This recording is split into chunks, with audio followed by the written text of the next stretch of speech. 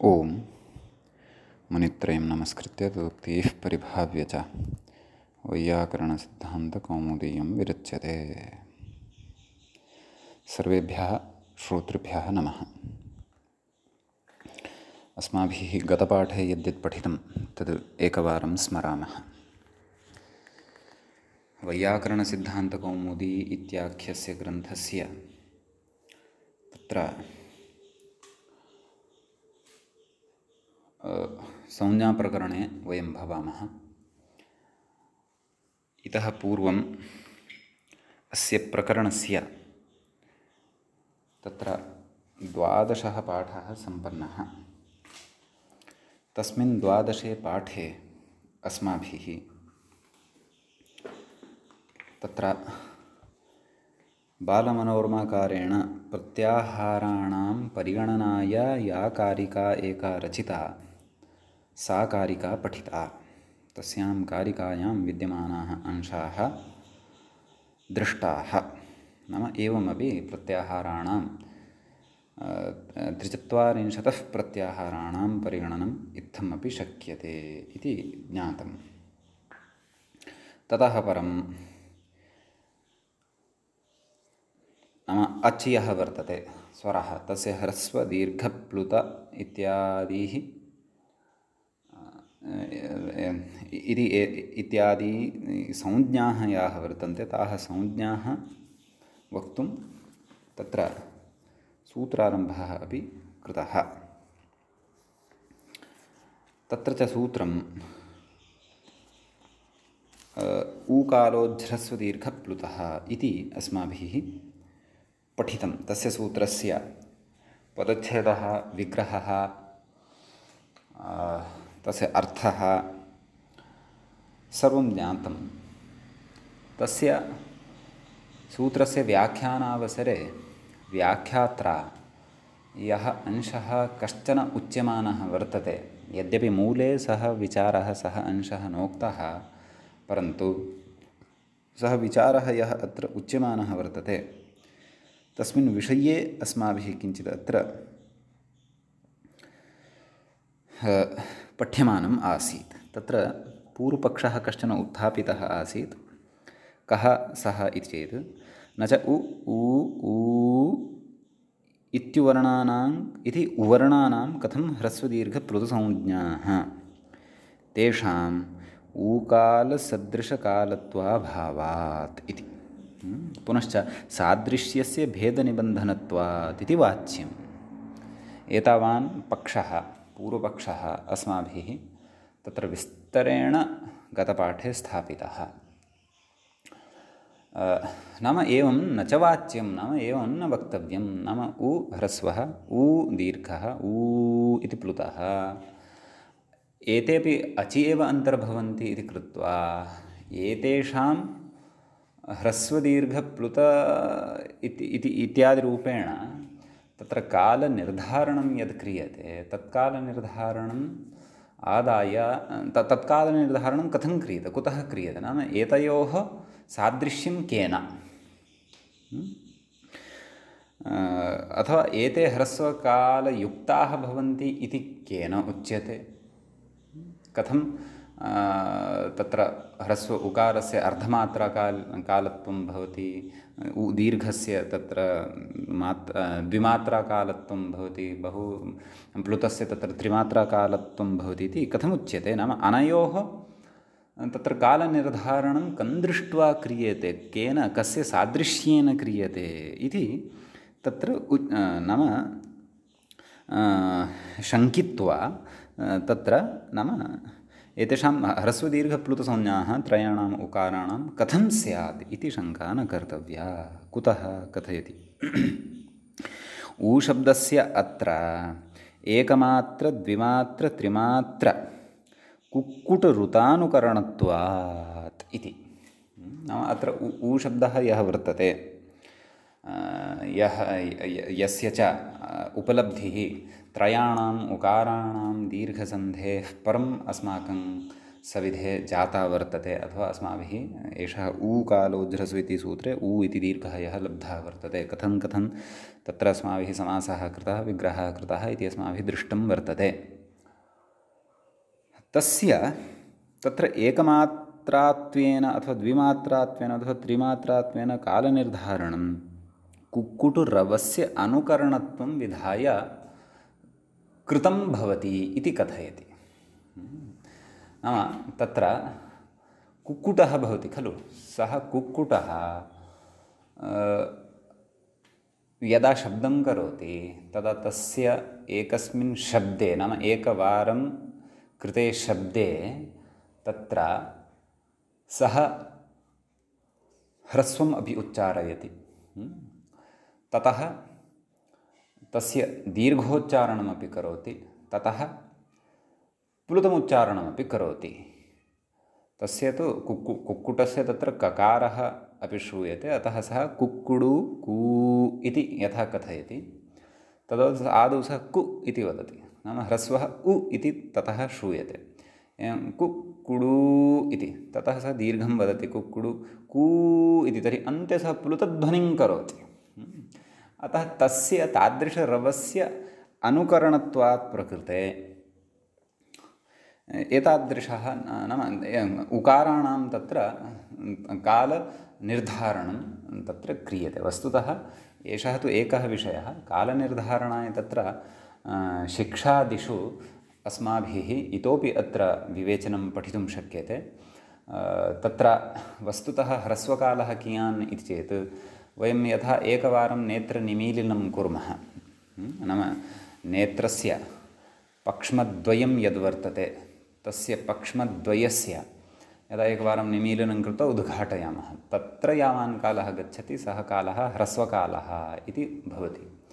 वारद्वयं नाम ह्रस्वः कालः यावान् तस्य साक्षात् द्विगुणितः कालः यः सः कालः दीर्घकालः इति सामान्येन उच्यते। एवमेव तस्य यः नाम वारत्रयं क्रियते यदि, तर्हि सः कालः प्लुतकालः, नाम वारत्रयं यदि निमीलनम् अस्माभिः क्रियते तत्र यावान् कालः गच्छति तावान् कालः प्लुतकालः भवति इत्युच्यते। तत्र व्यञ्जनस्यापि कश्चन कालविशेषः वर्तते एवं खलु। अतः ह्रस्वस्य यावान् कालः भवति ततः अर्धः कालः तत्र व्यञ्जनस्य भवति। अतः अर्धमात्राकालत्वम् अथवा अर्धमात्राकालिकत्वं व्यञ्जनस्य भवति। कालत्वम् अथवा एकमात्राकालसमानः कालः ह्रस्वस्य भवति, मात्राद्वयं दीर्घस्य भवति, मात्रात्रयं प्लुतस्य भवति इति एवं रीत्या तत्र ज्ञायते। अतः अत्र केचन इत्थमपि कथयन्ति, नाम अस्माकं ऋषयः मुनयः वने निवसन्ति स्म, वने स्थित्वा तपश्चरन्ति स्म, तर्हि तेषु पाणिनिः अपि अन्यतमः। यतः गुरुकुलपरम्परा अस्माकीना भवति स्म, गुरुकुलप्रणाल्या एव तत्र सर्वमपि सर्वस्याः अपि विद्यायाः प्रसारः सर्वत्र भवति स्म। गुरुकुलानि च एकान्तप्रदेशे तत्र क्वचित् वने गत्वा भवन्ति स्म। तर्हि वने वन्यप्राणिनां तु प्राचुर्यं भवति, सविधेव कुक्कुटाः वा मयूराः वा भल्लूकाः वा अथवा बिडालाः वा एते शुनकाः वा एतेषु बहूनां प्राणिनां स्वरेषु आधिक्येन उ-वर्णः श्रूयते। कुक्कुटस्य तु भवति एव उ-वर्णः। एवं म्याऊ इति अस्ति, तस्य बिडालस्यापि अन्ते उकारः श्रूयते। भौ इति अस्ति, तस्यापि शुनकस्यापि तत्र उकारश्रवणम् इव श्रवणं जायते। मयूरः अस्ति, सोऽपि तस्यापि शब्दे उकारश्रवणं भवति। अतः अस्माकं ऋषयः एषु प्राणिषु सत्सु तेषां पुनः पुनः तत्र शब्दं श्रावं तेषाम् उकारस्य एव अनुकरणं कुर्वन्तः, ततः एव तत्र ह्रस्वस्य उकारस्य दीर्घस्य प्लुतस्य च सादृश्यं कल्पयित्वा अत्र उकारं तथा ह्रस्वत्वेन दीर्घत्वेन अथवा प्लुतत्वेन स्वीकृतवन्तः इति केचन विनोदायापि तथा कथयन्ति। वस्तुतस्तु तत्र शिक्षाशास्त्रेषु तत्र कियान् कालः ह्रस्वस्य भवति, कियान् कालः दीर्घस्य भवति, कियान् च प्लुतस्य भवति इति सूक्ष्मतया विचारः कृतः भवति। सामान्येन तु अस्माभिः तत्र इदं ज्ञातुं शक्यते एव यत् एकमात्राकालिकः भवति, ह्रस्वः द्विमात्राकालिकः भवति, दीर्घः त्रिमात्राकालिकश्च भवति, प्लुतः एवम्। अपि च तदेव तत्र एकमात्राकालः कियान् इति चेत् वयं सकृत् यदा नेत्रस्य पक्ष्मणोः निमीलनं कृत्वा उद्घाटयामः तावता एकमात्राकालः अतीतः भवति इत्यपि किञ्चन निदर्शनं मया अत्र भवतां पुरतः दत्तं। विशेषेण तु अस्मिन् विषये वयं तत्र शिक्षाग्रन्थेषु इतोपि द्रष्टुं शक्नुमः। अस्तु, एवं तर्हि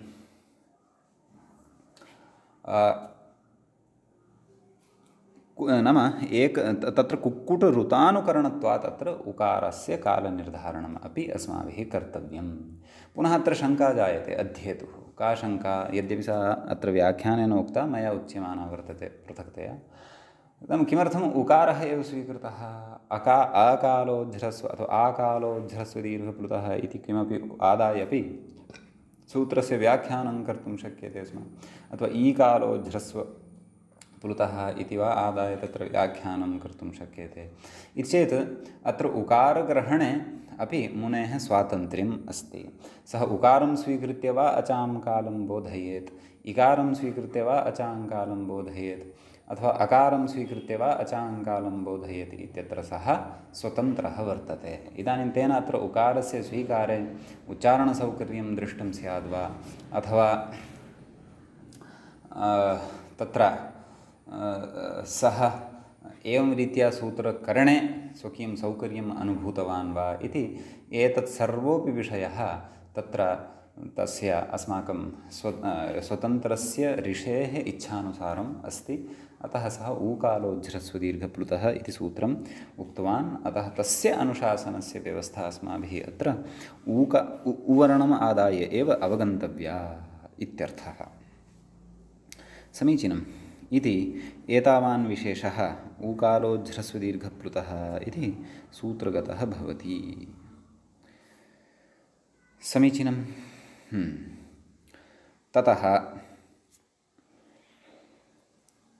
अग्रे व्याख्याता किं कथयन्नस्ति तत् पश्यामः। कथयति स इति, अर्थात् मूले एकवारं दर्शनं कर्तव्यं। स्थूलाक्षरैः लिखितवान् सः स इति। मूले पश्यन्तु। सः प्रत्येकम् उदात्तादिभेदेन त्रिधा इति। नाम सः कः? सः इत्यत्र मूलशब्दः भवति तद् इति शब्दः। अतः प्रकृते तच्छब्देन सः ह्रस्वदीर्घप्लुतसंज्ञः गृह्यते। ह्रस्वदीर्घप्लुतसंज्ञः कः इति चेत् अच् इति। ऊकालः अच् ह्रस्वदीर्घप्लुतः इति चेत् सः अच् अत्र ह्रस्वदीर्घप्लुतसंज्ञकः भवति इत्यर्थः। अतः प्रकृते तत्र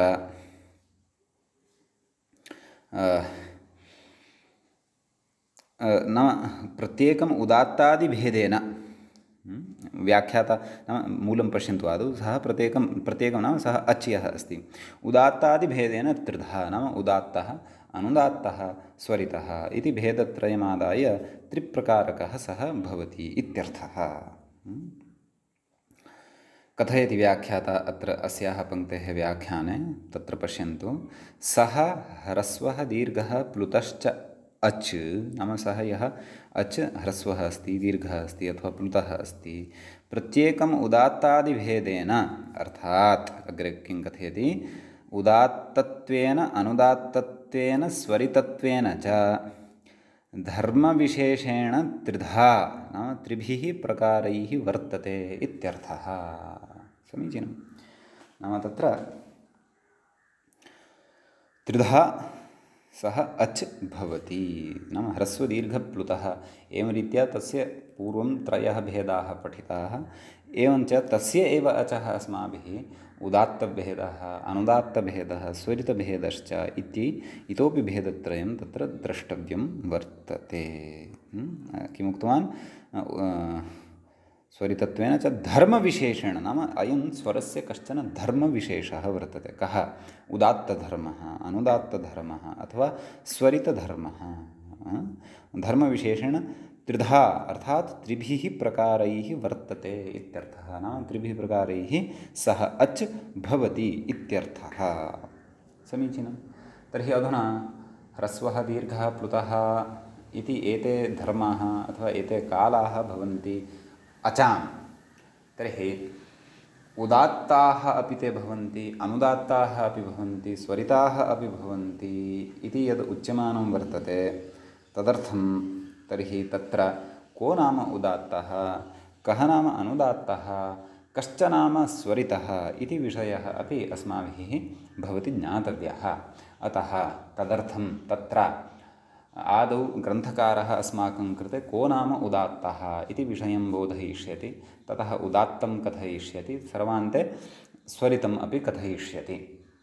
तत्र त्रयाणामपि एतेषां स्वरधर्माणाम् अथवा अचां धर्माणाम्, उदात्तानुदात्तस्वरिताख्यानां धर्माणां पृथक् पृथक् त्रीणि सूत्राणि ऋषिणा पाणिनिना प्रणीतानि वर्तन्ते इति। अतः तत्र कथयति, किं कथयति? उदात्तसंज्ञामाह इति, नाम उदात्तसंज्ञां कथयति इति। आम्, तत्र तदर्थं सूत्रं कथयति। मूले पश्यन्तु, उच्चैरुदात्तः इति। तत्र उच्चैरुदात्तः इति प्रथमाध्यायस्य द्वितीयपादस्य 9 सूत्रं भवति। सूत्रस्य पदच्छेदः सर्वादौ यदि अस्माभिः अवलोक्यते तर्हि उच्चैः इति अव्ययं पदं भवति। उच्चैस् इति तत्र शब्दः भवति। वस्तुतः तस्य अव्ययरूपः शब्दः भवति। तस्य सकारस्य तत्र रुत्वं भवति, रुत्वात् विसर्गत्वं भवति। अतः उच्चैः इति तत्र अव्ययस्य सिद्धिः भवति। नाम उच्चैः इति अव्ययपरस्य पदस्य सिद्धिर्जायते इति। ततः उदात्तः, उदात्तः इति प्रथमाविभक्तेः एकवचनं भवति। तत्र किं कथयति व्याख्याता?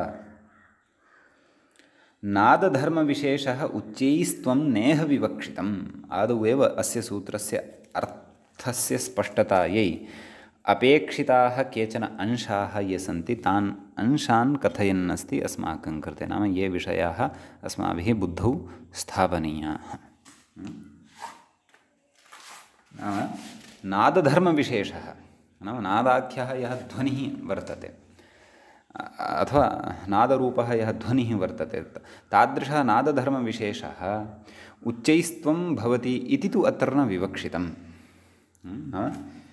तत्र यः उच्चैः शब्दं करोति अथवा उच्चैः कश्चन नादः क्वचित् जायते, तादृशः अत्र उदात्तशब्देन न व्यवह्रियते अथवा उच्चैः इत्यनेन न व्यवह्रियते। कुतः? यतः अग्रे कथयति उपांशुचार्यमाणे, उपांशु उच्चार्यमाणे अव्याप्तेः इति। उपांशुः इति जपस्य भेदविशेषः। एवं खलु? नाम तत्र यत्र कस्मिंश्चित् जपे तत्र उच्चैः शब्दः न क्रियते, नाम तत्र महान् शब्दः न क्रियते, परन्तु किञ्चित् ओष्ठचालनपूर्वकमेव अथवा ओष्ठचालनं विहाय वा मनसि एव यदा तत्र जपं कुर्मः अथवा जपः भवति, सः जपः उपांशुजपः इत्युच्यते। अतः तत्र किं कथयन्नस्ति चेत्, नाम एषः उपांशुजपः यः वर्तते,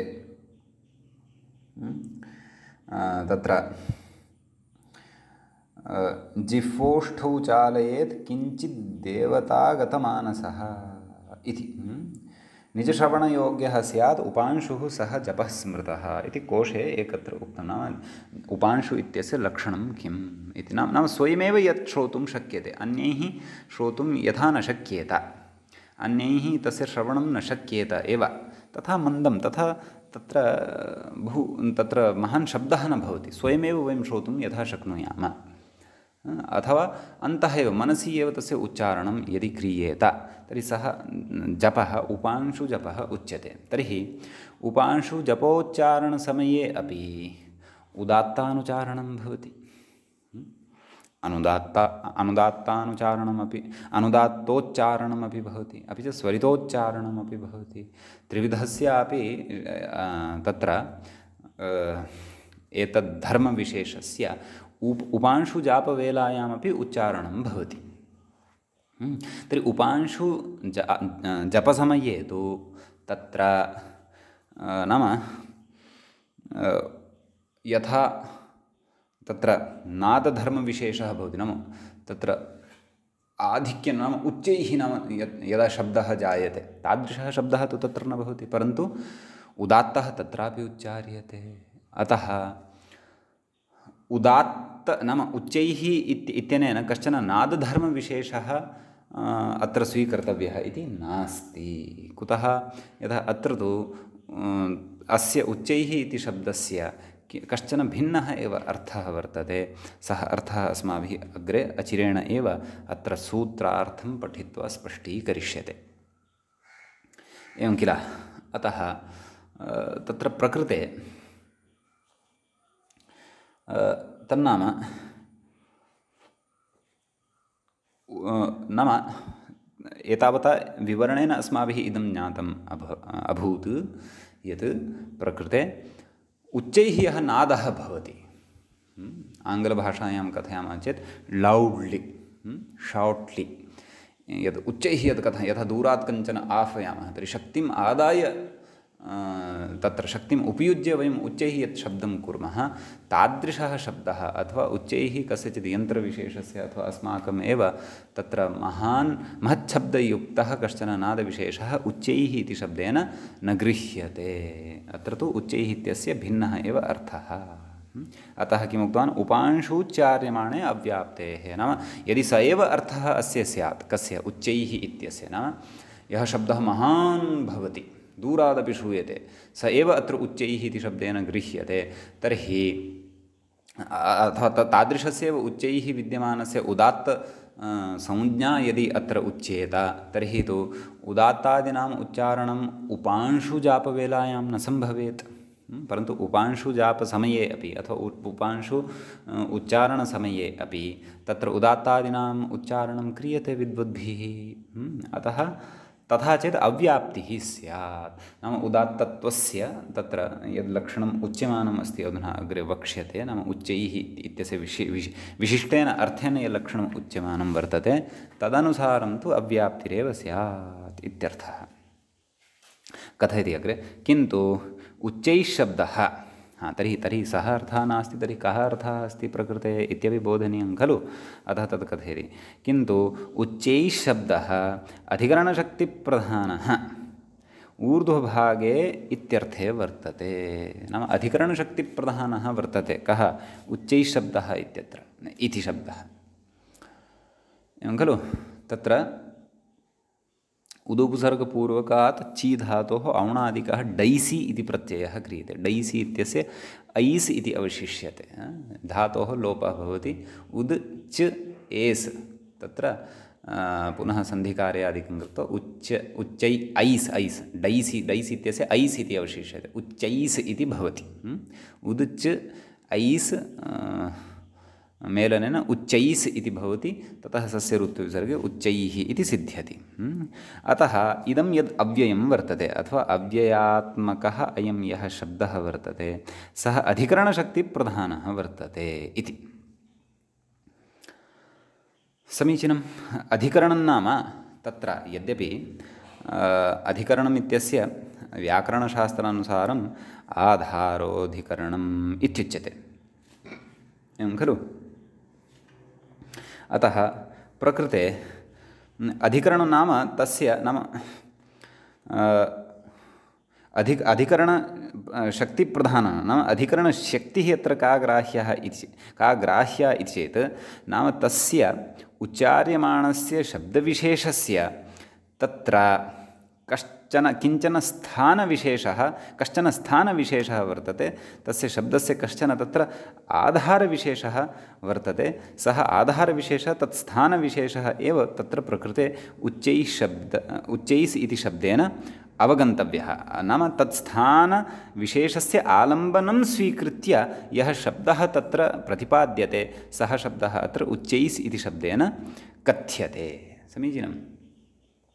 अतः प्रकृते यदा अधिकरणशक्तिप्रधानत्वम् अस्य उच्चैः इति शब्दस्य स्वीक्रियते तदा अयम् अर्थः आयाति, कथयति अग्रे, ऊर्ध्वभागे इत्यर्थे वर्तते इति। अधिकरणशक्तिप्रधानतया ऊर्ध्वभागे इति अर्थः आयाति, कस्य, उच्चैः इत्यस्य। स च अर्थः तदैव आयाति यदा उच्चैः इति शब्दम् अथवा उच्चैः इति अव्ययाख्यं शब्दं वयम् अधिकरणप्रधानं स्वीकुर्मः। अधिकरणशक्तिप्रधानतया एव ऊर्ध्वभागे इति एतादृशः अर्थः तत्र स्फुटः भवति इति। अधिकरणशब्देन अत्र स्थानविशेषः वस्तुतः अस्माभिः ग्राह्यः। तत् स्थानविशेषेण तत्र यः उच्चार्यते सः शब्दः अत्र उदात्तः भवति इति अचिरेण एव समग्रं सूत्रं सर्वं सूत्रार्थं श्रुत्वा अस्माकं स्फुटता स्पष्टता च भविष्यति। अग्रे कथयति, ऊर्ध्वावयवस्य च, अग्रे पुनः पठामि, ऊर्ध्वावयवस्य च तत्र अवयवव्यपेक्षायां, अत्र मोतिलाल् बनारसीदास्तः यदि अस्ति भवतां प्रकाशनं तर्हि तत्र चावयव्यपेक्षा इति अशुद्धः पाठः जातः वर्तते। तत्र चावय इत्येतस्मादनन्तरं व इत्यपि योजनीयं, तत्र च अवयवव्यपेक्षा एवं रीत्या वर्तते। अतः एकः वर्णः तत्र लुप्तः वर्तते, टङ्कणदोषः वर्तते। येषां तु पाठः समीचीनः अस्ति तत्र तु क्लेशः नास्ति, परन्तु मोतिलाल् बनारसीदास् इति प्रकाशनं यदि अस्ति तर्हि तत्र अयं क्लेशो भवति इत्यर्थः। आं, तर्हि किं कथ्यते, ऊर्ध्वावयवस्य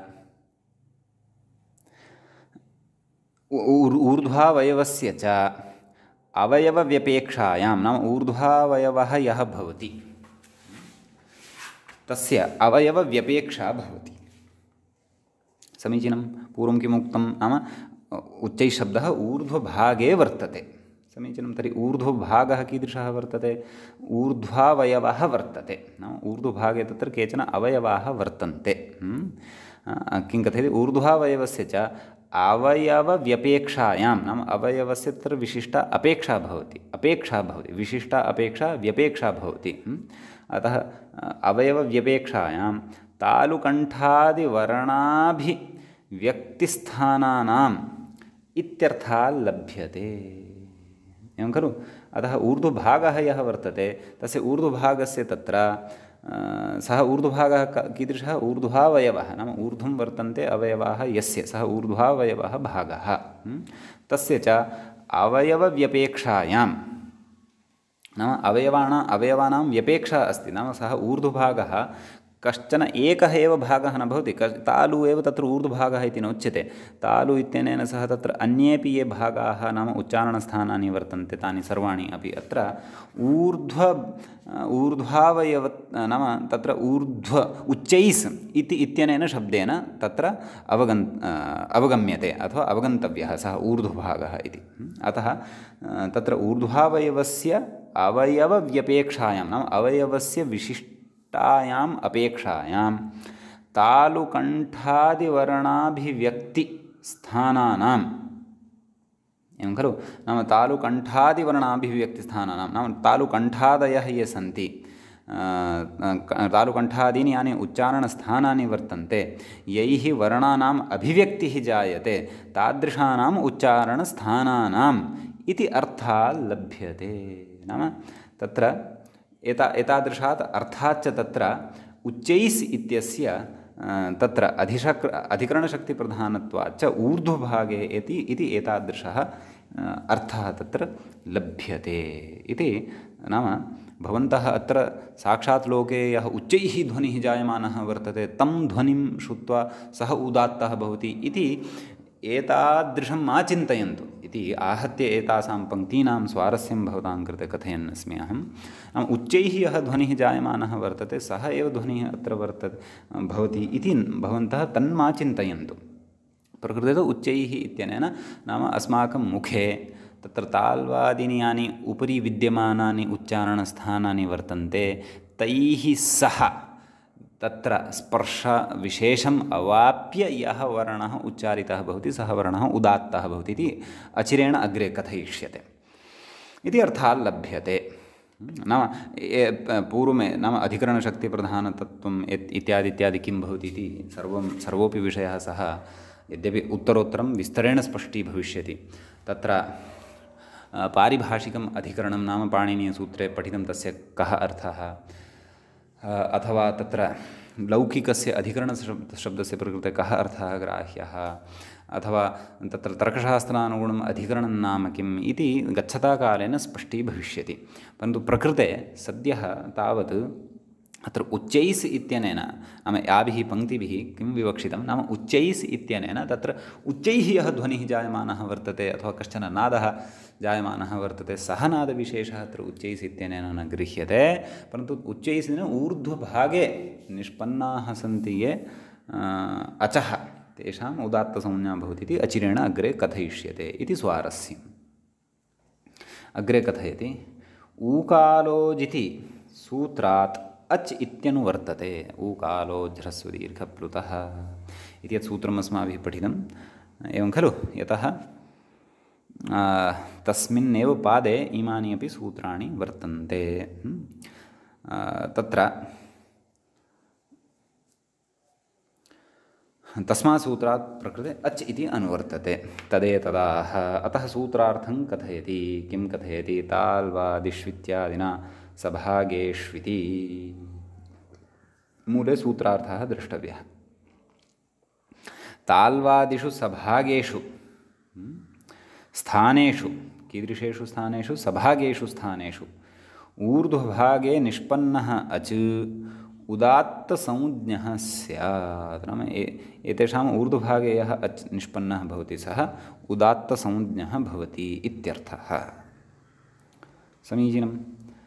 अतः तत्र उच्यते, उदाहरणं तु अग्रे वक्ष्यते, परन्तु ततः पूर्वं सूत्रार्थस्य सम्यक्तया स्पष्टता अस्माभिः कर्तव्या वर्तते इति। व्याख्याता किं कथयति तत् दृष्ट्वा एकवारं पुनः सूत्रार्थं प्रति आगच्छामः। नाम अस्य सूत्रार्थस्य एव विवरणम् अग्रे कुर्वन् अस्ति। ताल्वादीनां सावयवत्व कथनम् ऊर्ध्वभागे इत्यस्य उपपादनार्थम् इति।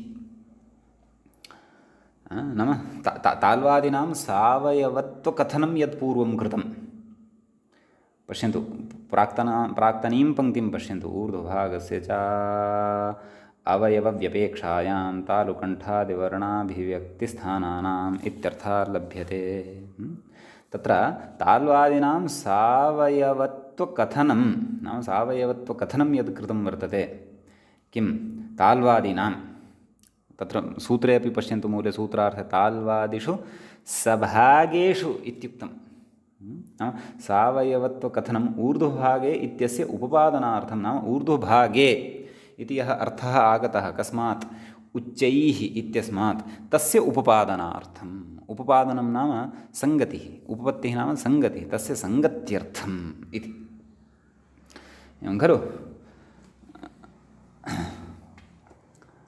तेषां केषाम् इत्युक्ते ताल्वादीनाम् अखण्डत्वे ऊर्ध्वभागे इति अनुपपत्तेः इति नाम तेषां यदि अखण्डत्वं स्वीक्रियते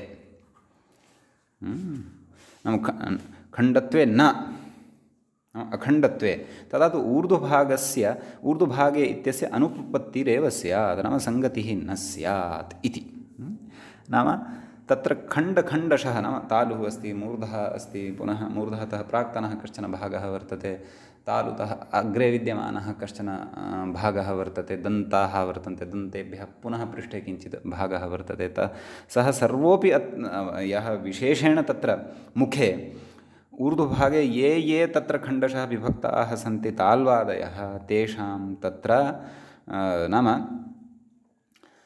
ग्रहणम् उच्चैस् इत्यनेन भवति इत्यर्थः नाम एवं रीत्या तस्य उपपत्तिः तत्र जायते सङ्गतिः जायते ऊर्ध्वभागस्य अर्थसङ्गतिः जायते इति कथयन् अस्ति अत्र सूत्रार्थम् आगच्छन्तु नाम ताल्वादिषु सभागेषु नाम तत्र भागैः सहितेषु इति अथवा अवयवैः सहितेषु इति स्थानेषु नाम ताल्वादयः ये वर्तन्ते तेषु स्थानेषु अथवा ताल्वादीनि यानि उच्चारणस्थानानि वर्तन्ते तेषु स्थानेषु ऊर्ध्वभागे नाम उपरि विद्यमाने भागे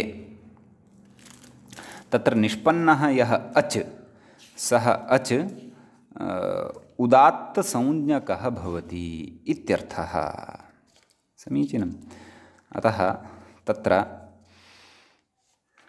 एवं रीत्या उदात्तत्वस्य अर्थः यद्यपि उदाहरणे तु वयम् इतोपि तत्र स्पष्टीकरिष्यामः एव नाम मुखस्य अन्तः कण्ठताल्वादयः ये वर्तन्ते अपि च नाम समानरूपेण येषां भागः वर्तते सभागाः ये वर्तन्ते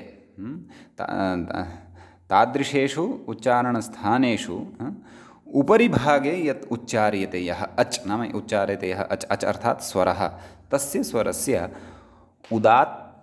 उदात्तः इति संज्ञा भवति इत्यर्थः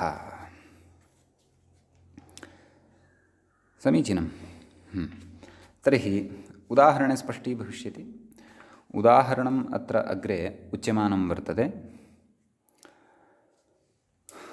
व्याख्याता कथयति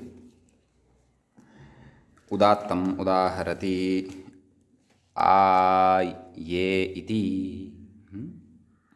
तत्र कथयति आ ये मित्रावरुणा इति ऋचि यणसन्धिः अस्ति इत्युरुचि इति ऋचि आकारः एकारश्च उदात्तः इत्यर्थः नाम आ ये इत्यत्र कस्याश्चित् ऋचः अयं भागः अत्र उदाहरणत्वेन स्वीकृतः वर्तते तत्र आकारः यः वर्तते एकारश्च यः वर्तते सः उदात्तसंज्ञकः अस्ति तस्य उदात्तसंज्ञा वर्तते यदा वयम् एतस्य मुखे उच्चारणं कुर्मः आ ये इति तर्हि अत्र आकारस्य एकारस्य च उच्चारणसमये नाम तदेव उच्चैरुदात्तः इत्यत्र यः विषयः उक्तः सः विषयः अन्तर्भवति नाम ताल्वादिषु सभागेषु स्थानेषु ऊर्ध्वभागे निष्पन्नः अच् नाम ऊर्ध्वभागे एव अयम् अच् निष्पन्नः भवति अतः अस्य तत्र उदात्तसंज्ञा भवति इत्यर्थः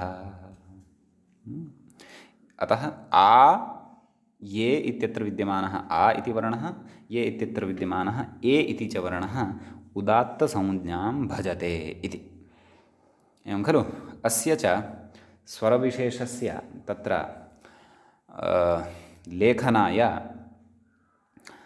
तत्र विशिष्टा परिपाठी न दृश्यते वेदे नाम उदात्तस्य स्वर नाम चिह्नविशेषः न भवति अनुदात्तस्य तु चिह्नविशेषः भवति स्वरितस्यापि चिह्नविशेषः भवति तर्हि परन्तु उदात्तस्य चिह्नविशेषः न भवति सः तु उदात्तस्वरस्तु तत्र युक्त्या एव ज्ञातव्यः भवति इति तत्र वेदे अनुदात्तस्वरितादीनां चिह्नानि स्पष्टानि तत्र कथितानि भवन्ति नाम तत्र वेदपाठं यदा वयं पश्यामः तदा वेदपाठे तेषां निर्देशः यः वर्तते सः स्फुटतया कृतः भवति इति भवतु तत्र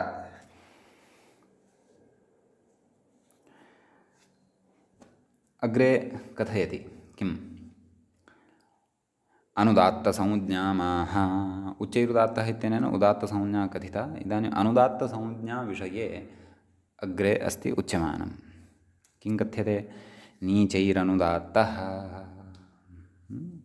अत्र अपि सूत्रद्वये पदद्वयं भवति नीचैः इति एकं पदं वर्तते अनुदात्तः इति अपरं पदं वर्तते तत्र नीचैस् इति मूलशब्दः भवति वस्तुतः तस्य सकारस्य रुत्वं विसर्गत्वं च कृत्वा नीचैः इति तत्र अव्ययरूपं सिद्धं भवति अव्ययम् अस्ति इदमपि कथयति अग्रे स्पष्टमिति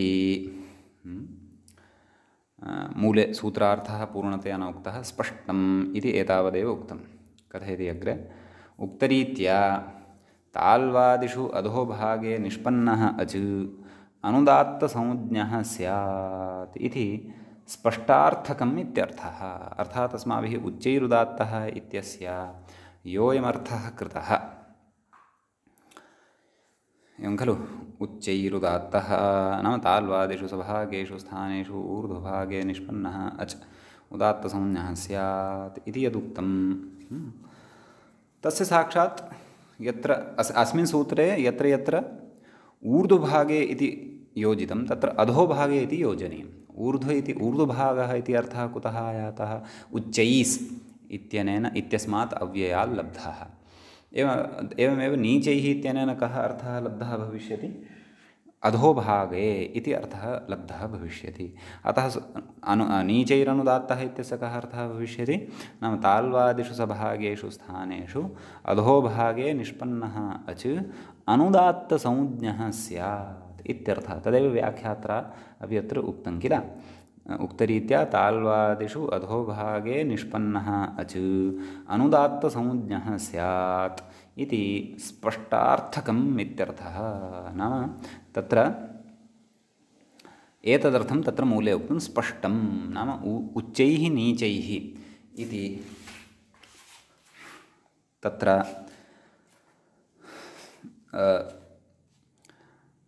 यः सूत्रार्थः कृतः तत्र तस्मिन् अथवा सूत्रे च तत्र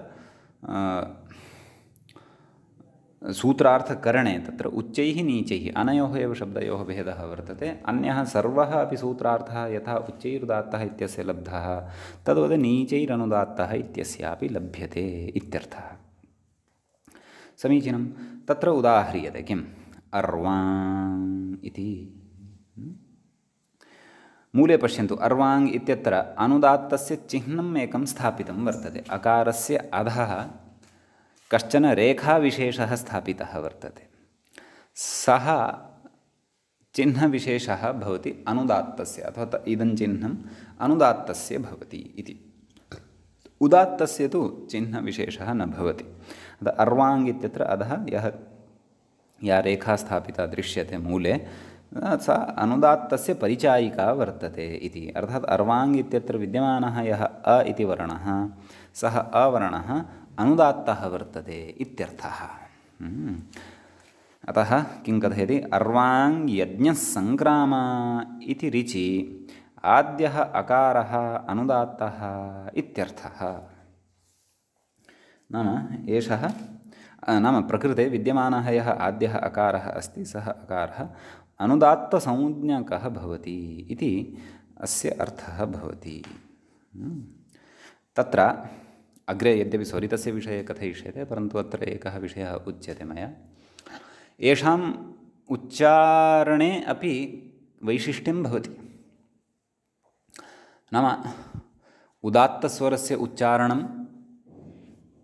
उच्चारणस्य कश्चन प्रकारः वेदे भवति अनुदात्तस्वरस्यापि उच्चारणप्रकारः कश्चन विशिष्टः वेदे भवति स्वरितस्वरः यः पठिष्यते अस्माभिः तत्रापि उच्चारणप्रकारः कश्चन विशिष्टः वेदे उक्तः भवति अतः तत्र वस्तुतः वैदिकाः भवन्ति ये ते एतान् तथा तथा उच्चारणपूर्वकमपि उच्चारयन्ति एतान् उदात्तस्वरान् अनुदात्तस्वरान् अपि च स्वरितस्वरांश्च अतः तेषाम् उच्चारणेनैव ज्ञायते अयम् उदात्तः, एतेन उदात्तः उच्चार्यमाणः वर्तते, एतेन अनुदात्तः उच्चार्यमाणः वर्तते, एतेन च स्वरितः उच्चार्यमाणः वर्तते इत्यर्थः। तदर्थं सा व्यवस्था च तत्र तादृशी उच्चारणव्यवस्था च तत्र वेदसम्बद्धासु शिक्षाग्रन्थेषु वेदसम्बन्धेषु शिक्षाग्रन्थेषु अस्माभिः परम्परया ज्ञातुं शक्यते, अथवा वेदपरम्परया तत्तच्छाखाध्यायिनः ये भवन्ति तत्र जनाः ते एतां विद्यां तत्र परम्परया अग्रे सारयन्ति, स्वशिष्येभ्यः उदात्त अनुदात्त स्वरितादीनाम् उच्चारणं पाठयन्ति, ततः अग्रे एषा परिपाटी प्रसरति। समीचीनम्। अस्तु, सद्यः प्रकृते उच्चारणविषये तु चर्चा न क्रियते। उच्चारणस्थानविषये यद्यपि चर्चा अग्रे भविष्यति, तत्रापि विशेषेण वैदिक उच्चारणविषये तु अस्माभिः तत्र वेदपरिपाट्या एव तत्र कस्यचन गुरोः सान्निध्ये उपविश्य एव तत्र अभ्यासः कर्तुं शक्यते भवतु। एवञ्च इदं तु ज्ञातं यत् उदात्तस्वरः यः वर्तते तस्य चिह्नविशेषः न भवति, अनुदात्तस्वरस्य चिह्नविशेषः भवति। सः यः स्वरः अनुदात्तः भवति तस्य अधः कश्चन रेखाविशेषः स्थाप्यते, अतः सः अनुदात्तः इत्युच्यते। एवं किल इति कृत्वा अनुदात्तोऽपि बोधितः, तस्य उदाहरणमपि दत्तम्। अग्रे कथयति अथ स्वरितसंज्ञामाह इति। इदानीं स्वरितः द्रष्टव्यः वर्तते। किञ्च इतः पूर्वम् उदात्तधर्मः यः पठितः अस्माभिः, अनुदात्तधर्मश्च यः पठितः, अथवा एवं कथयामि, उदात्तसंज्ञा या पठिता, अनुदात्तसंज्ञा च या पठिता अस्माभिः, सा संज्ञा स्वराणाम् एव संज्ञा भवति। व्यञ्जनानि कदापि उदात्तत्वम् अनुदात्तत्वं न भजन्ते, न च तथैव स्वरितत्वम् अपि भजन्ते। स्वरितधर्मः अपि अचाम् एव भवति, स्वराणाम् एव भवति इत्यपि विषयः अस्माभिः बुद्धौ तत्र स्थापनीयः। अस्तु, अथ स्वरितसंज्ञामाह, तदर्थं सूत्रं कथयति। किं कथयति पश्यन्तु। समाहारस्वरितः इति सूत्रस्य पदच्छेदं पश्यामश्चेत् समाहारः इति प्रथमाविभक्तेः एकवचनं भवति, स्वरितः इत्यपि प्रथमाविभक्तेः एकवचनम् एव भवति। समीचीनं। तत्र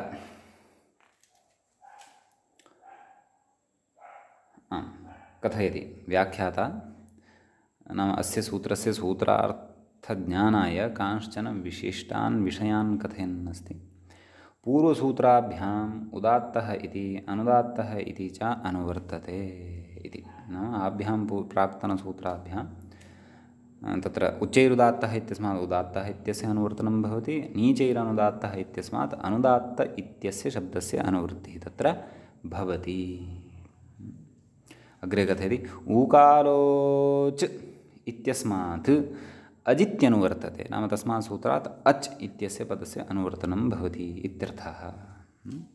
कथयति अग्रे ततश्च उदात्तः अनुदात्तश्च अच् समाह्रियमाणः स्वरितः इत्यर्थः प्रतीयते इति। नाम उदात्तः यः वर्तते अच्, अपि च अनुदात्तः यः वर्तते अच्, सः समाह्रियमाणः, नाम तत्र तस्य उदात्तस्य अनुदात्तत्वस्य चापि यत्र समाहारः भवति सः स्वरितः भवति इति अर्थः प्रतीयते। एषः अर्थः सूत्रं दृष्ट्वा ज्ञायमानः वर्तते इत्यर्थः। अग्रे कथयति एवं सति वर्णद्वयस्य स्वरितसंज्ञा स्यात् इति। नाम तत्र उदात्तः अपि अनुदात्तः अपि तत्र यत्र समाह्रियते तत्र स्वरितः भवति इति यदि उच्यते तर्हि तत्र पृथक् पृथक्तया उदात्तत्वम् अनुदात्तत्वं च वक्तव्यं। तेन वर्णद्वयस्य स्वरितसंज्ञा भवति। एतादृशः अर्थः फलेत् इति तत्र शङ्क्यमानम् अस्ति। नाम एकः उदात्तः अपरः अनुदात्तः, तयोः द्वयोः समाहारः यः वर्तते सः स्वरितः इति। नाम इति नाम वर्णद्वयस्य स्वरितसंज्ञा स्यात् कदा? यदि गतपङ्क्तौ पुनः पश्यन्तु, उदात्तः अनुदात्तश्च समाह्रियमाणः स्वरितः इत्यर्थः यदि अस्माभिः तत्र क्रियमाणः वर्तते इति। यद्यपि तादृशः एव अर्थः अत्र, परन्तु तत्र कश्चन विशेषः अस्ति इति। कथयति नत्वेकस्य इति। अपि च एकस्य एव कस्यचन स्वरस्य स्वरितत्वं न स्यात्, अपि तु स्वरद्वयस्य। यतः अस्माभिः उक्तं नाम ताल्वादिषु ऊर्ध्वभागे निष्पन्नः अच यः भवति सः उदात्तः भवति, ताल्वादिषु सभागेषु अधोभागे निष्पन्नः यः अच् भवति सः अनुदात्तसंज्ञकः भवति इति अस्माभिः उक्तमेव खलु। अतः तथा चेत् तर्हि तत्र किं स्यात् इति चेत् नाम वर्णद्वयस्य स्वरितत्वं स्यात् इति, परन्तु एकस्य एव स्वरितत्वम् अपेक्षितं, परन्तु एकस्य न स्यात्। अतः कथयति अग्रे अतो नैवम् अर्थः, परन्तु एतादृशः अर्थः तत्र न स्वीक्रियते। तत्र विशिष्टम् अर्थम् आदाय समाहारः स्वरितः इत्यस्य विशिष्टम् अर्थम् आदाय तत्र सूत्रार्थः तत्र क्रियते इति। अतः किं कथयति नाम अतो नैवम् अर्थः, अतः एतादृशः अर्थः तत्र न स्वीक्रियते। नाम वर्णद्वयस्य स्वीकारे सति, वर्णद्वयस्य समाहारे विवक्षते सति ततः वर्णद्वयस्य एव स्वरितसंज्ञा भवति, एतादृशः अर्थः तत्र न स्वीक्रियते। किन्तु अग्रे कथयति किन्तु उदात्तानुदात्तपदे अनुवृत्ते, उदात्तपदं यद् अनुवृत्तम् अनुदात्तपदम् इति च यद् अनुवृत्तं तद् अनुवृत्ते नाम तयोः तत्र अनुवर्तने सति उदात्तानुदात्तपदे अनुवृत्ते धर्मप्रधाने षष्ठ्यन्ततया च विपरिणम्येते इति। उदात्त इति पदं वर्तते यत्, अनुदात्त इति च यत् पदं वर्तते तत्पदं धर्मप्रधानाख्यार्थम् आदाय षष्ठ्यन्ततया अत्र विपरिणम्येते इति। तत्पदद्वयं विपरिणम्यते इत्यर्थः। नाम तयोः अत्र अनुवर्तनं भवति, सत्यम् उभयोः अपि अनुवर्तनं समाहारस्वरितः इति सूत्रं प्रति भवति, परन्तु तत्र तयोः कश्चन धर्मविशेषः नाम उदात्ते उदात्तत्वधर्मः वर्तते, अनुदात्ते अनुदात्तत्वधर्मः वर्तते। सः धर्मविशेषः तद्धर्मविशेषद्वयम् आदाय तत्पदद्वयम् अत्र षष्ठ्यन्ततया विपरिणम्यते। यद्यपि उच्चैरुदात्तः इत्यत्र उदात्तः इति प्रथमान्तं पदं, नीचैरनुदात्तः इत्यत्र अनुदात्तः इति अपि प्रथमान्तं पदं, तथापि प्रकृते अनयोः उभयोः अनुवर्तनं तु तत्र षष्ठ्यन्ततया भवति। षष्ठ्यन्ततया कुतः भवति इति चेत् अग्रे वयं ज्ञास्यामः, अचिरेण एव ज्ञास्यामः। तत्र कथयति यत्र समाहरणं सः समाहारः, एतावदुक्त्वा इदानीं समाहारः इत्यस्य अर्थः बोध्यते। नाम यत्र समाहरणं भवति सः समाहारः भवति, अत्र अधिकरणे घञ् भवति। नाम आधारोधिकरणम् इति, आधारः इत्यस्य या अधिकरणसंज्ञा उच्यते तदधिकरणमत्र गृह्यते। अतः अधिकरणार्थे अत्र घञ् प्रत्ययः विहितः वर्तते। क्व समाहारः इत्यत्र तत्र सम् इति उपसर्गः भवति, ततः आङ् इत्यपि उपसर्गः भवति, ततः हृञ् इत्यस्मात् धातोः ल्युट् इति प्रत्ययः भवति। अतः तस्य स्थाने अनादेशः भवति। अतः हृ इति रि वर्णस्य स्थाने अर् इति भवति। सम आ हृ अर् अन मेलनेन समाहरण नकारस्य णत्वं भवति, समाहरण इति भवति खलु। नैव शब्दस्तु समाहारः साधनीयः अस्माभिः। समाहरणम् इत्यत्र अधिकरणे ल्युट् वर्तते, समाहारः इत्यत्र तु अधिकरणे घञ् अस्ति इति उक्तं खलु अग्रे। अधिकरणे घञ्, तर्हि समाहारः इत्यस्य सिद्धिः कथं? यतः सूत्रे समाहरणम् इति न पठितं, सूत्रे तु समाहारः इति पठितं। तर्हि कथं सिद्धिः? सम् आङ् इति उपसर्गद्वयपूर्वकात् हृ इति धातोः घञ् इति प्रत्ययः भवति। घञः किम् अवशिष्यते इत्येतत् अ इत्येव अवशिष्यते। अतः सम् आ हृ अ, हृ इत्यत्र विद्यमानः यः ऋवर्णः अस्ति तस्य स्थाने वृद्धिः भवति, आर् इति आयाति। अतः सम् आ समा हृ आर् समाहार अ समाहार इति सिद्ध्यति। अत्र यः घञ् विहितः सः घञ् अधिकरणार्थे वर्तते। अतः एव एतादृशः अर्थः आयाति। यत्र समाहारः, यत्र समाहरणं सः समाहारः। नाम यत्र नाम यस्मिन्, यत्र इत्यनेन कः अर्थः ग्राह्यः? यस्मिन्। एतादृशः अर्थः कुतः आयाति? यदा अधिकरणे अत्र घञ् प्रत्ययः विहितः। अधिकरणे सप्तमी भवति इति वयं जानीमः। तत्र सप्तम्याः एव अर्थे तत्र त्रल् विधीयते, सप्तम्यास्त्रल् इति। अतः तत्र यत्र समाहरणं सः समाहारः इति समाहारशब्दस्य अर्थः अवगन्तव्यः। यः च समाहारशब्दः समाहारः स्वरितः इत्यस्मिन् सूत्रे पठितः वर्तते। समीचीनम्।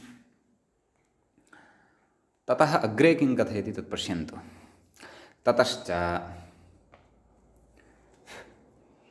उदात्तत्व अनुदात्तत्वयोः, नाम आहत्य सूत्रार्थः कः फलति इति कथयति। नाम उदात्तत्व अनुदात्तत्वयोः धर्मयोः यस्मिन् अचि मेलनं सः अच् स्वरितसंज्ञकः इत्यर्थः। नाम यः कश्चन एकः अच् यस्मिन् अचि उदात्तत्वधर्मः अपि च अनुदात्तत्वधर्मः इति धर्मद्वयस्य मेलनं यदा भवति, मिश्रणं यदा भवति, सः अच् स्वरितसंज्ञकः भवति इति अर्थः अत्र अवगन्तव्यः इति। समीचीनम्।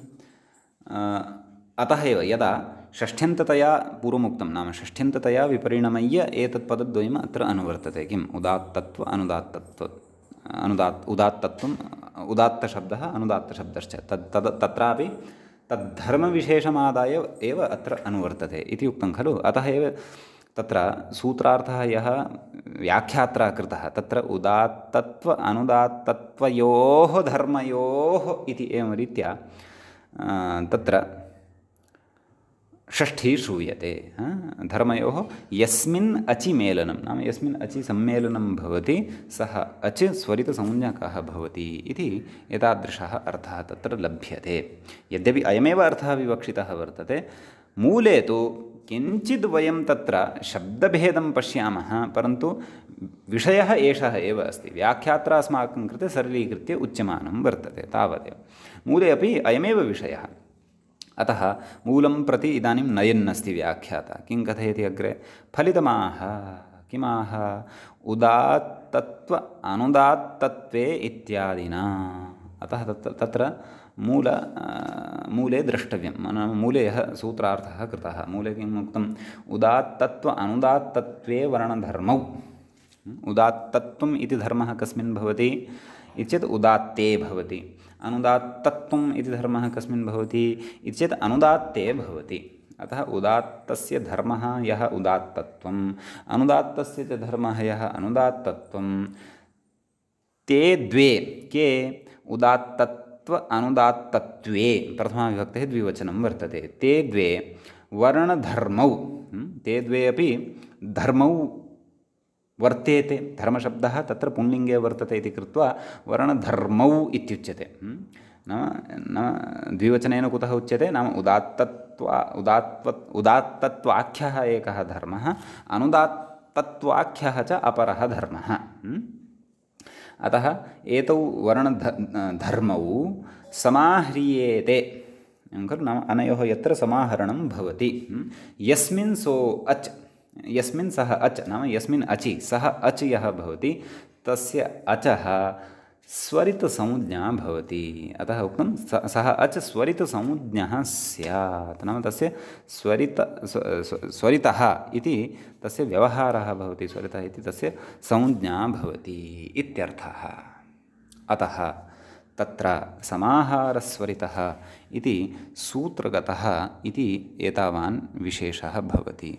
अतः भवन्तस्तावत् अद्य अस्मिन् पाठे कः नाम उदात्तः, कः नाम अनुदात्तः, कश्च नाम स्वरितः इत्येतं विषयमादाय तत्र उक्तं विषयं सर्वमपि दृढीकुर्वन्तु। तत्र विशेषेण व्याख्यायां यद् गृहीतुं शक्तं तद् गृह्णन्तु।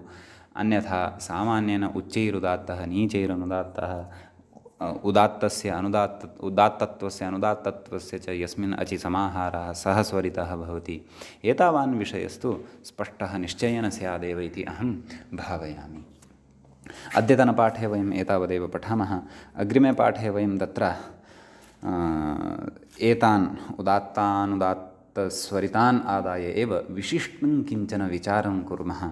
स च विचारः अग्रे अनुपदमेव स्फुटः भविष्यति। भवतु नाम एवं तर्हि अत्रैव मङ्गलं क्रियते। मुनित्रयं नमस्कृत्य तदुक्तिः परिभाव्य च वैयाकरणसिद्धान्तकौमुदीयं विरच्यते। एवञ्च वैयाकरणसिद्धान्तकौमुद्याः संज्ञाप्रकरणस्य 13 अयं पाठः सम्पन्नताम् एति। 14 पाठे अग्रिमे पाठे वयम् अत्र समवेताः भविष्यामः। सर्वेभ्यः श्रोतृभ्यः नमः।